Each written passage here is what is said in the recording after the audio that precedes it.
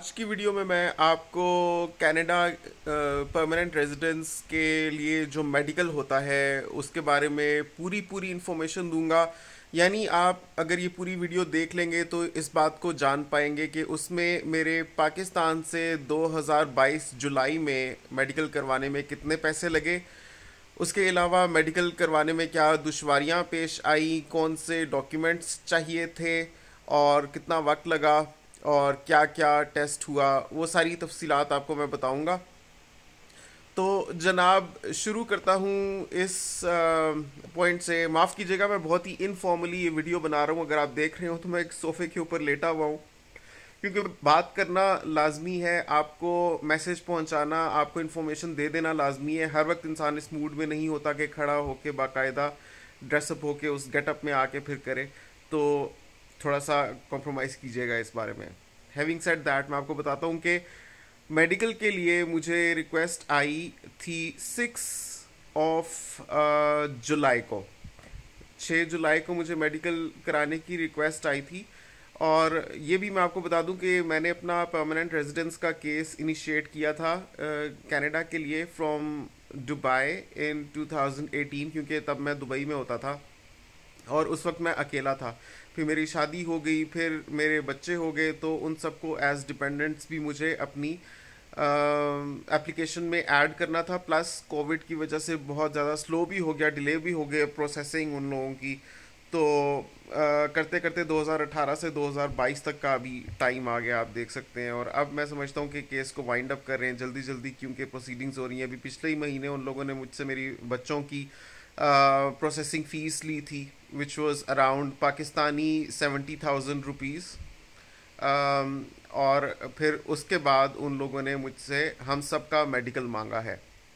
अच्छा, मेडिकल के जो खर्चा हुआ है पाकिस्तान से वो मैं आपको बता देता हूँ। हम दो अडल्ट्स और दो बच्चे हैं। तो अडल्ट्स का पर अडल्ट 25,000 और बच्चों का पर बच्चा 14,500 चार्ज हुआ है। लेकिन ये अनकरीब बढ़ने वाला है, मतलब मैं PKR की बात कर रहा हूँ, पाकिस्तानी करेंसी की।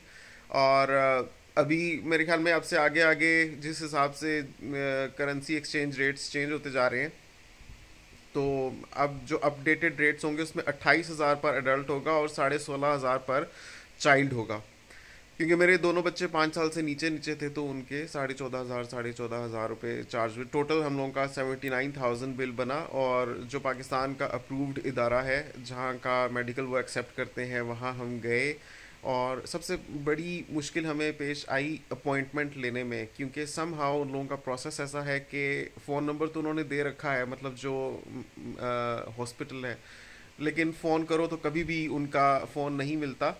और मतलब मिल जाता है, टेप चलती रहती है कि आपको ये करना है तो ये नंबर दबाइए, ये करना है तो ये दबाइए, और बिल आखिर वो फ़ोन डिस्कनेक्ट हो जाता है और बात नहीं हो पाती। तो फ़ोन के ज़रिए मुझे नहीं लगा कि बात हो सकती है। फिर मैंने पहले तो एक ईमेल उनको की कि मुझे CIC या IRCC की तरफ से रिक्वेस्ट आई है मेडिकल की, और हम 4 लोग हैं, तो आप हमें डेट शेड्यूल करके दीजिए, क्योंकि हमें 30 दिन का वक्त दिया गया है। क्योंकि उस लेटर में लिखा हुआ था कि आपके पास 30 दिन है, अगर आप इसमें करवा लेते हैं तो ठीक है, नहीं तो आपकी एप्लीकेशन पर ज़ाहिर है मनफी असर होगा। और मनफी असर जब वो कहते हैं तो वो एप्लीकेशन रिजेक्ट ही होनी होती है। So once you get the instruction to get your medicals done, so you have to do them. तो फिर मुझे अपॉइंटमेंट लेनी ही थी। तो पहले तो मैंने उनको ईमेल की, लेकिन उस ईमेल का 1 हफ्ते तक जवाब नहीं आया। तो मैं गया हॉस्पिटल में पर्सनली, काफ़ी दूर है मेरे घर से। उन्होंने कहा कि हम विद इन 8 वर्किंग डेज जवाब देते हैं, and working days are also like Monday Tuesday Wednesday Thursday sort of, मतलब 4 से 5 दिन है उनके। और उसमें भी कोई अगर ऑफिशियल हॉलीडेज ना आ जाए तो फिर हम जवाब देते हैं उसमें। सो आपके अभी तक 8 वर्किंग डेज नहीं बने तो यू हैव टू वेट। तो फिर मुझे फाइनली उसके 2-3 दिन बाद ईमेल का रिप्लाई आया, और उसमें ये लिखा हुआ था कि कंप्यूटराइज्ड तरीके से, मतलब क्लाइंट्स ईमेल्स करते हैं और कंप्यूटर उन ईमेल्स में से डाटा एक्सट्रैक्ट करके ख़ुद से अपॉइंटमेंट्स देता है क्लाइंट्स को। तो जो अपॉइंटमेंट्स उन्होंने दी हुई थी, हम 4 लोग थे, उन्होंने 3 का लिखा हुआ था और डेट दी हुई थी, मतलब कि मुझे 6 जुलाई को रिक्वेस्ट आई थी और उन्होंने 6 अगस्त तक का टाइम दिया था कि आपने विद इन 30 डेज इसको करवाना है। उन्होंने मुझे 20 अगस्त की डेट दी हुई। तो फिर मैंने उनको रिप्लाई बैक किया कि मुझे तो विद इन 1 मंथ ये करवाना था, और आप लोगों ने इतनी मुझे दूर की डेट दे दी है, और प्लस आपने मेरे एक बच्चे को मिस आउट कर दिया है। तो उनको मैंने कहा कि मुझे जल्दी की डेट दें, और मेरा जो बच्चा आपने मिस कर दिया उसको भी बीच में शामिल करें। मीनवाइल मैंने आईआरसीसी को भी इन्फॉर्म कर दिया कि ये चीज़ है कि मुझे मेडिकल के लिए, तो मैंने अगले ही दिन ईमेल कर दी थी, क्योंकि जब मैं उनके हॉस्पिटल में भी गया था, उन्होंने कहा था कि प्रोसेस यही है कि आपको ईमेल ही करनी होती है और ईमेल से ही आपको अपॉइंटमेंट मिलेगी, आपको आकर अपॉइंटमेंट नहीं मिलेगी इन पर्सन। तो इस वजह से मुझे ईमेल ही करनी थी।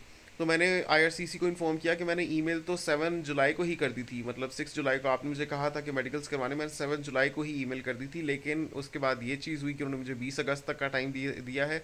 तो उनका जो रिक्वेस्ट लेटर आया था आईआरसीसी की तरफ से, उसमें ये लिखा हुआ था कि इन केस अगर आप समझते हैं कि आप 30 दिन के अंदर अंदर मेडिकल नहीं करवा सकते, तो आपको हमें बर वक्त इन्फॉर्म करना चाहिए, यानी जल्दी से जल्दी, जितना जल्दी हो सके आप हमें बताएं कि आपको एक्सटेंशन चाहिए डेट की।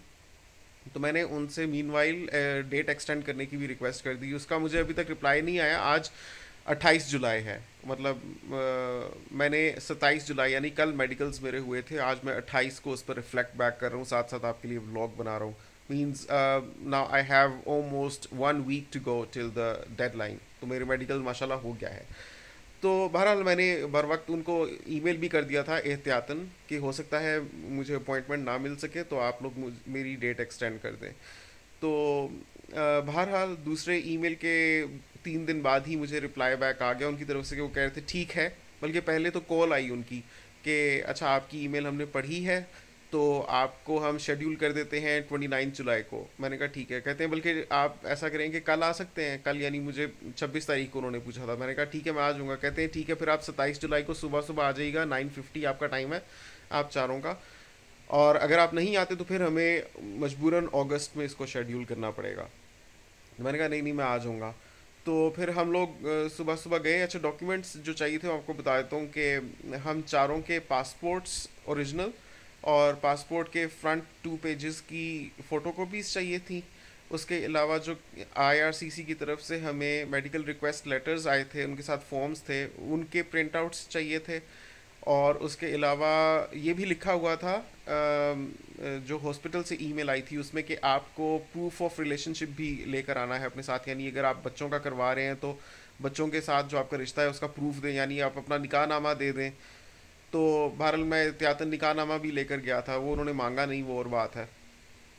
तो लगभग यही चीज़ें थी। हाँ इसके अलावा कोविड के जो सर्टिफिकेट्स हैं, मतलब मेरा और मेरी मिसेस के कोविड वैक्सीनेशन सर्टिफिकेट्स भी हम लोग प्रिंट आउट्स करवा कर लेकर गए।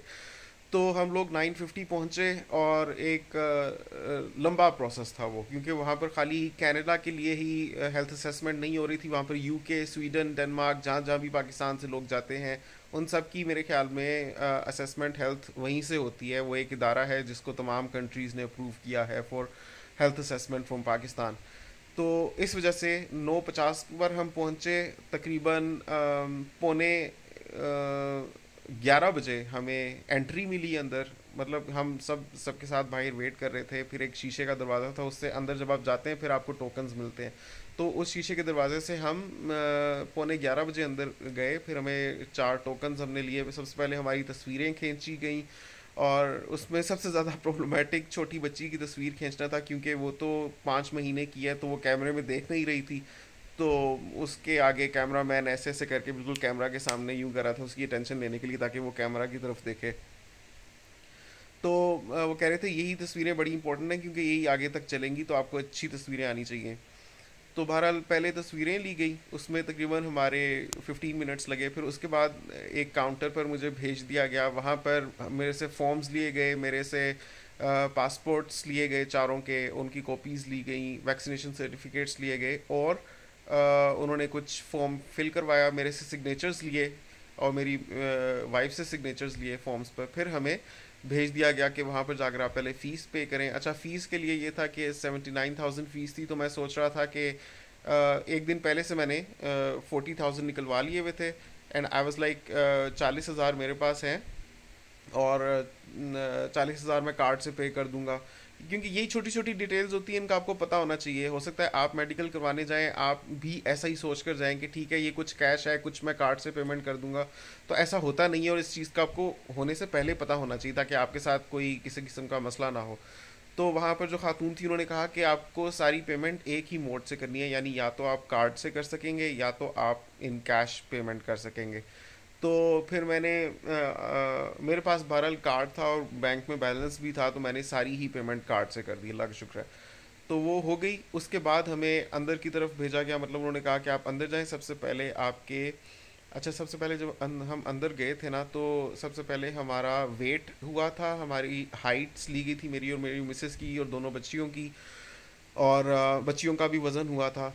तो सबसे पहले तो ये चीज़ें हुई थी, और आई टेस्ट हुआ था छोटा सा, कि आप कि यहाँ पर हाथ रखें, यहाँ पर हाथ रखें, पढ़ सकते हैं क्या है। कोई असेसमेंट उन्होंने की आइज़ की, आई साइट की। फिर उन्होंने हमें कहा सामने वेट करें, और फिर वहाँ से हमें डायरेक्ट किया गया कि आपने ब्लड सैंपल्स देने हैं। फिर हम, मैंने और मेरी मिसेस ने ब्लड सैंपल्स दिए, यूरिन सैंपल्स दिए। ये सिर्फ बड़ों के लिए चाहिए होता है, छोटे बच्चों के लिए यानी 5 साल से छोटे बच्चों के लिए ब्लड और यूरिन सैंपल्स नहीं वो लोग लेते, ना एक्सरेज करते हैं। तो ब्लड और यूरिन सैम्पलिंग के बाद हमें एक और जगह लेकर जाया गया, जहाँ पर हमारे चेस्ट एक्सरेज हुए, and that was all about it. यानी कि हमारी height, weight, eye sight check, blood and urine sampling, and उसके अलावा चेस्ट एक्सरेज लिए गए थे। बस this was all the medical was about. और फिर साथ ही रिपोर्ट भी आ गई, लेकिन इस सारे में काफ़ी वक्त लगा क्योंकि हमारे अलावा और भी बहुत से लोग थे। तो मैंने तो आपको 1 2 3 4 करके स्टेप्स बता दिए, लेकिन एक एक स्टेप में तकरीबन हमें 45 मिनट्स लगे थे। हम 9:50 पहुंचे थे, और वहाँ से हम 2:30 बजे फारिग हुए, यानी 2:30 PM। तो it was like pretty long session, और बहुत टायरिंग भी था हमारे लिए। तो बहरहाल रिपोर्ट्स बाकी तो ठीक ही आई। तो डॉक्टर साहब कह रहे थे कि आपके राइट लंग में बॉटम में कोई स्पॉट है, वो पता नहीं क्या है। It could be benign spot और it could be something else, लेकिन बहुत ही छोटा है, it's even lesser than 1 centimetre. तो मैंने कहा कोई परेशानी की बात तो नहीं, आपने मुझे बताया है तो मुझे इसके बारे में कुछ करना चाहिए। वो कह रहे थे करो तो तुम्हारी मर्जी है, लेकिन अगर ना भी करो तो भी मेरे ख्याल में इट्स ओके, क्योंकि ये ऐसे ही हो सकता है। बिकॉज कुछ है जो देखा गया है एक्सरे में, लेकिन क्या है वो हमें नहीं पता, और बहुत छोटा है वो। बहरहाल आपको बता देना इसलिए ज़रूरी था कि हो सकता है मैं ये कमेंट्स में लिख कर भेज रहा हूँ, तो हो सकता है अगर उनकी कोई ऑब्जर्वेशन हो इस पर, तो वो फिर दोबारा आपके इस चीज़ की फर्दर इन्वेस्टिगेशन के लिए आपको ईमेल करेंगे, और साथ में हमें भी ईमेल करेंगे। तो मैं इसलिए आपको बता रहा हूँ कि आपके पते में हो ये चीज़। बाकी आपकी वाइफ का एक्सरे ठीक है, बाकी आपकी ब्लड यूरिन सैम्पलिंग में सारी रिपोर्ट्स वो सब कुछ ओके है। There was just one this tiny observation. तो बहरहाल मैंने भी उसको उसी तरह लिया। मैंने उनसे पूछा था इसको मैं सीरियस लूँ, कह रहे थे आप मर्जी है लेकिन ना ही लो सीरियस, ये था उनका मतलब। तो बस मैंने भी इसको छोड़ दिया फिर अल्लाह ताला के हवाले। अच्छा जी, तो this was what the medical was about, और इसमें 79,000 खर्चा आया। अपॉइंटमेंट लेना वाज काफ़ी प्रॉब्लमेटिक। अब बहरहाल हमारा मेडिकल हो चुका है, प्रोसेसिंग फ़ीस भी वो सब की ले चुके हैं, और हमारा यानी मेरी राइट ऑफ परमानेंट रेजिडेंस फ़ी भी ले चुके हुए हैं। अब देखिए अगला स्टेप क्या होता है, मुझे लगता है जल्दी जल्दी ही करेंगे, मतलब I am expecting with in 1 to 2 months आगे क्या होता है। जैसे ही कुछ होता है तो इंशाल्लाह मैं आपको बताऊंगा। अगर आप चाहते हैं कि मैं अपनी पूरी जर्नी आपके साथ शेयर करूं फ्रॉम डे वन, जैसे मैंने अप्लाई किया था, फिर क्या क्या हर्डल्स आई, और मैंने बीच में उनको कितनी दफ़ा कांटेक्ट किया, मेरी उनके साथ क्या कॉन्वर्सेशंस रही, और मेरी क्या टाइमलाइन थी, प्रोग्रेस क्या थी मेरे स्टेटस की ओवर द ईयर्स। अगर आप चाहते हैं उनके बारे में मैं आपको डिटेल्स दूं, तो नीचे कमेंट कीजिएगा, तो मैं डिटेल्ड वीडियोस आपके लिए उसके लिए भी बना दूंगा। मुझे पता है मेरी वीडियोस बहुत से पाकिस्तानियों के लिए भी काम की है। मैं क्योंकि उर्दू बोल रहा हूँ, उर्दू हिंदी मिलती जुलती है, बहुत से मेरे इंडियन ऑडियंस भी होगी, क्योंकि इंडिया से भी बहुत लोग कनाडा जाते हैं। तो उम्मीद करता हूँ आप सबको ठीक ठाक आइडिया हो गया होगा इस चीज़ से।